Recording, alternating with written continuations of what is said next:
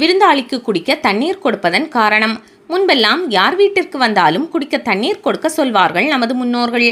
புதிதாக வருபவர் தெரிந்தவராக இருந்தாலும் தெரியாதவராக இருந்தாலும் குடிக்க தண்ணீர் கொடுத்த பின்பே மற்ற விஷயங்கள் பேசுவது மற்றும் அவருக்கு சாப்பிட ஏதாவது கொடுப்பது போன்ற நடைமுறை இருந்தது.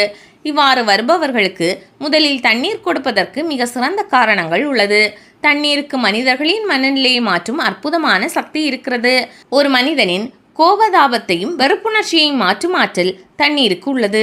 ஏதாவது சண்டை சச்சரவு வரும்போது ஒருவரை ஒருவர் பேச்சு நடத்தும் போது அவர்களை விலக்க வருபவர் முதல்ல தண்ணி குடிப்பா அப்புறம் பேசலாம் என்று கூறுவர். சண்டையிடும் நபர் தண்ணீர் குடித்ததும் தனது பேச்சில் ஒருவித சாந்தம் வெளிப்படும். இதன் அடிப்படையில் தான் வீட்டுக்கு வருபவர்களுக்கு தண்ணீர் கொடுக்கும் பழக்கத்தை நமது முன்னோர் உருவாக்கி வைத்தனர்.